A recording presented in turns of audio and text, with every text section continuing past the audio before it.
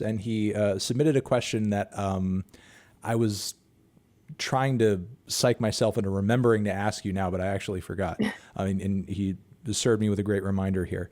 What exactly was kind of the impetus for sequencing the record in the way that you did, where you kind of have like this brighter first leg and things kind of get progressively darker and a little more synthetic, and obviously, you know, there's a little bit of a switch up in the last couple of tracks to kind of bring the album out, but there is kind of almost that like night and day separation slightly, you know, around the midpoint. And, you know, I guess kind of at what point in your mind conceptually for this project did that, you know, separation begin, and what does that separation represent?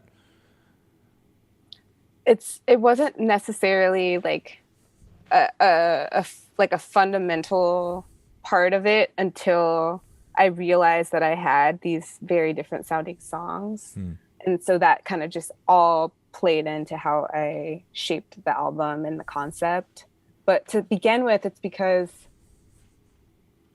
you know, just pushing myself as a songwriter with the above songs that you hear were kind of like, you know, I I wrote those thinking about writing for someone else, like kind of like if I were to write this song for someone else, what would it sound like? So there's this element with all of those where I was not necessarily thinking about them as spelling songs, and then the below songs were the ones I wrote first that I were more familiar, more like similar to Maisie Fly maybe in sort of their darker tone.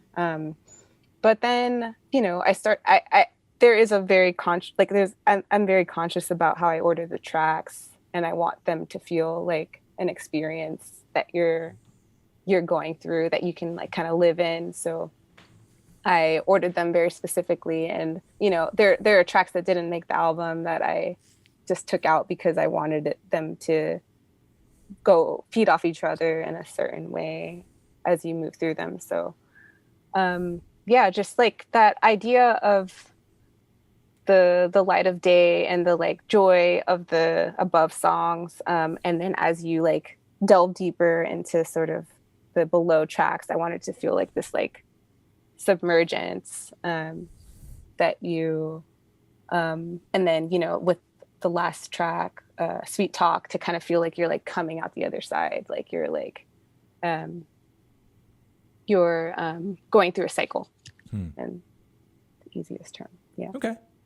I'm not sure. Thank you very much for watching this interview clip over on TND Streams. To see the full interview, click on the video link next to my head or down below, or hit up the link to subscribe to the channel or see our Patreon page to support what we do and get some extra bonus monthly content in the process. Anthony Fantano, forever.